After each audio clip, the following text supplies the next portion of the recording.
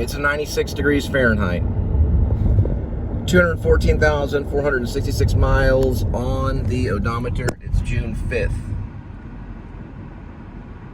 of 2024.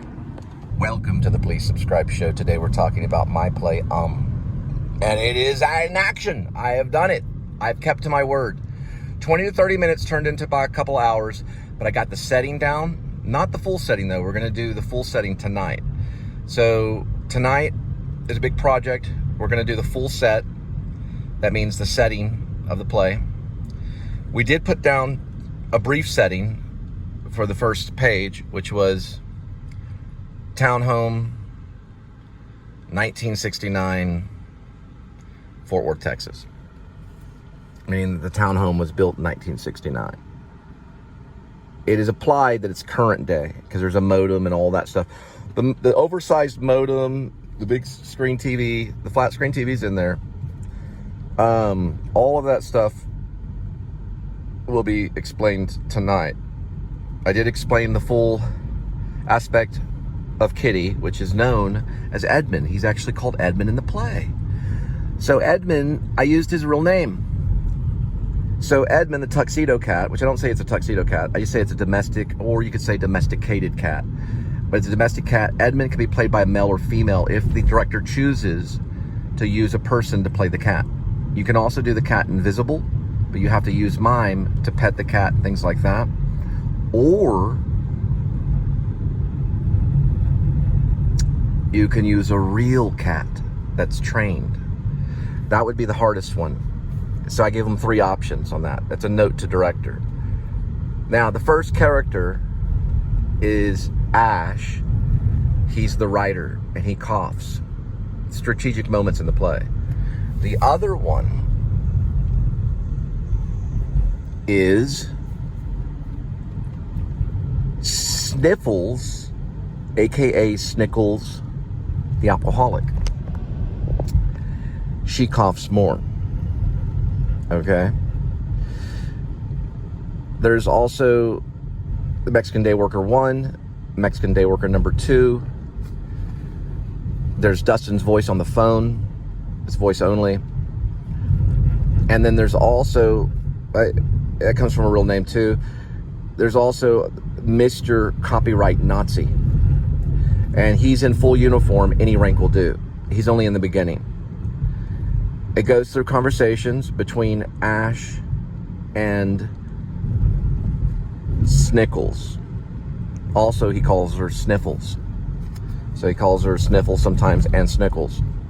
Because she, it's like she has a cold the entire play kind of thing.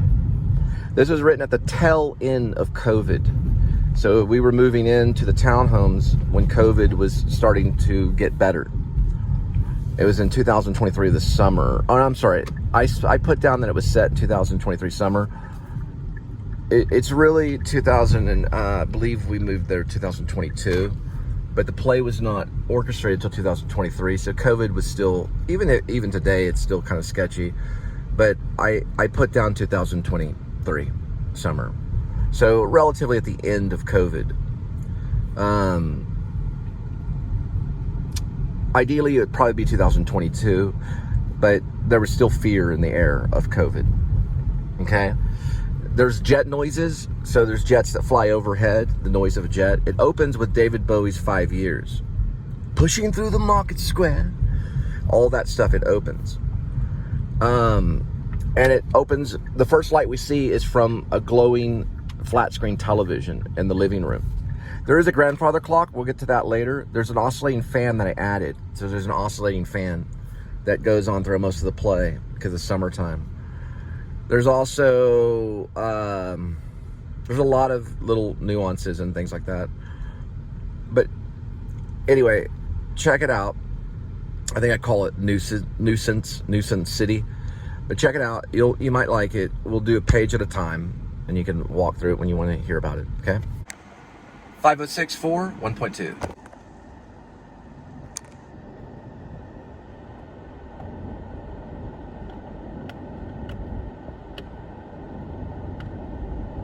So as a playwright and an actor and aspiring filmmaker, there are things that are masterpieces, right? We're just going to talk about plays.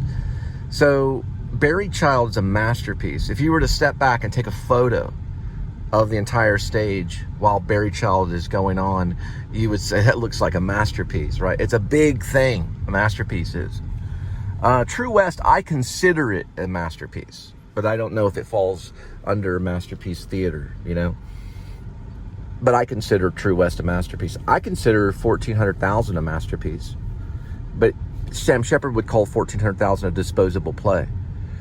My friend Robert Vasquez wrote a play called My Brother and Sister with Wings. I consider it a masterpiece. I saw it the first time when Adam Dietrich directed it. I didn't see the revision.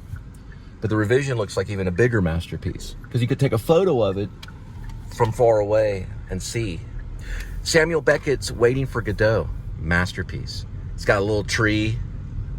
Think of My Brother and Sister with Wings. It's got these two characters on it and they're wearing wings.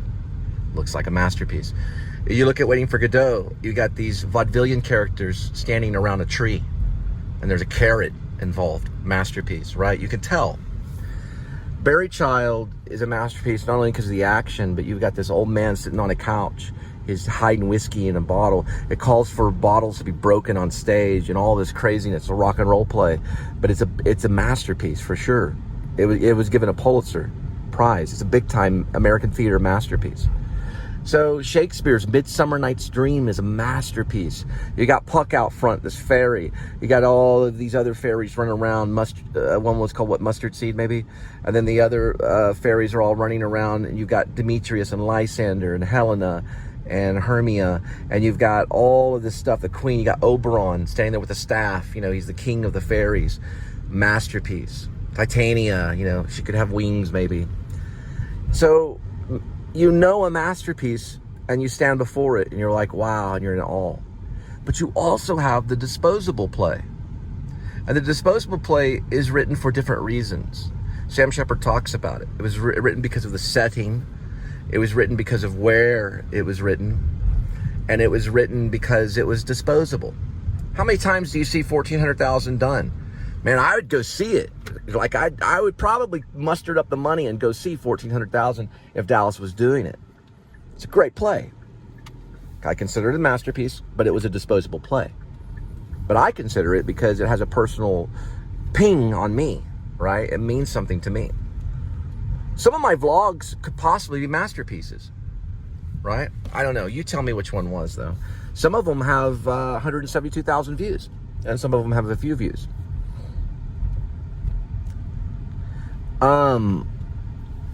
Tennessee Williams' Streetcar Named Desire is a masterpiece. It looks like it on stage. The characters, the way they interact are masterpiece. Glass Menagerie may be a masterpiece too. But Glass Menagerie may not have been considered a masterpiece back in the day.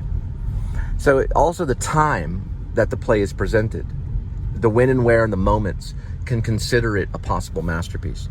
Annie Baker's flick is a masterpiece because of when it was written and for a certain purpose. And it did receive a Pulitzer Prize. All right, so it's stuff to think about. Important playwrights.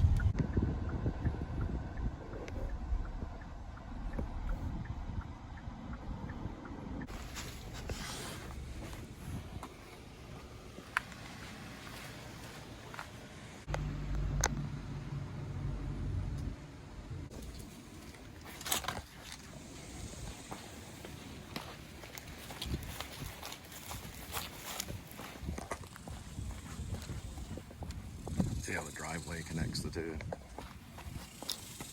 Now we're good.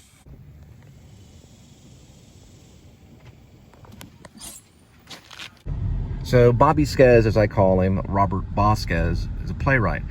I helped Rob when he was young, so we went to the same high school that Taylor Sheridan went to, which is Paschal High School, R.L. Paschal High School. Rob did a play there called Slow Dancers. I was in it. Pretty much got me broken up with my current wife, who I wanted to be my fiance, because I had to dance and kiss this beautiful cheerleader for the play. Slow Dancers, yeah. So I appreciate that, Rob. Rob also did Chicken Skin at the Teatro right next to where the Rose was back in the day before they had the Rose Marine Theater. Rob also did a play called Paloma. I don't know exactly where it was performed, but he did that. And he also did Thumper in Dallas at the Water Tower Theater. His dad even went to go see that. Thumper's about a jazz musician. Recently, he did a revision of the play My Brother and Sister with Wings. So this was a revamp of that play. He's a resident playwright here in Fort Worth at the Rose Marine Theater. So there is one here. He's also done stuff at Scott Theater, W.E. Scott. He directed a Sam Shepard play there, The Eyes of Cole, whatever it's called. The one about the eyes is what I always say. I didn't get to see it, but he directed it. He's done tons of direction. We did Lone Star together at the Sage and Silo Theater. Rob and I have worked on, a lot of plays, a good 20 plays. We did True West. Well, we did a version of True West. We did one scene from True West right over here in my apartment that's now the Modern Art Museum of Fort Worth. I lived on Darnell, and Dana came in and filmed it. Dana runs Stage West, and we did a scene. We did the first scene between Lee and Austin, the opening scene about, you keeping the sink clean. She doesn't like a single tea leaf in the sink, or not that whole scene. Did you get coffee? That whole scene where it's opening up. We did that right over there, 1995-ish, But yeah, he's been doing plays nonstop around this area for a while, and even Dallas too. He reaches out to Dallas. I would say where he lives, I've driven in that neighborhood. I don't know if he's still there. I'm sure he probably is. He filmed a movie out of his house called A.D.W.C. It's on YouTube. It's black and white. He was the filmmaker. He was the director of A.D.W.C. He used some of the resident actors of the Rose Marine Theater. So he has done a tremendous amount of plays. Now, he is the only one that has allowed me to put on a public performance of my own play. Now, I've done more than 50 plays all around, everyone from Dallas Children's Theater to freaking Hip Pocket Theater, all the way to Circle Theater and everything around here. But he allowed me to do Man 1, Man 2, which I later developed at University of North Texas. He was Man 2. I was Man 1.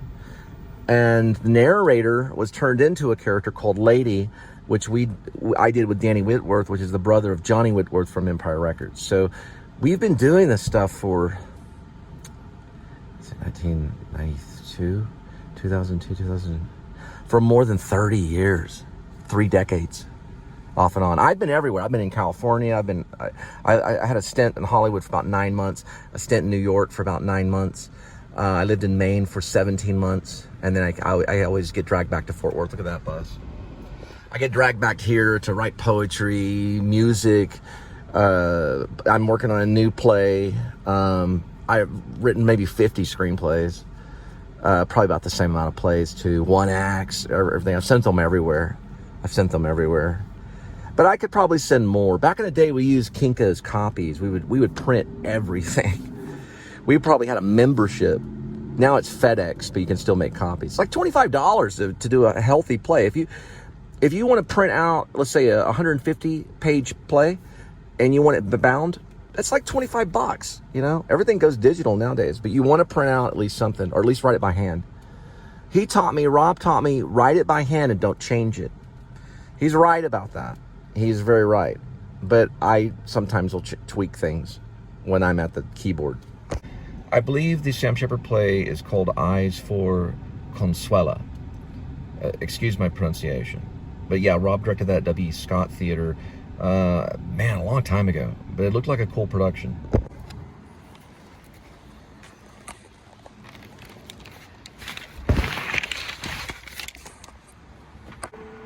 $5566 1.9.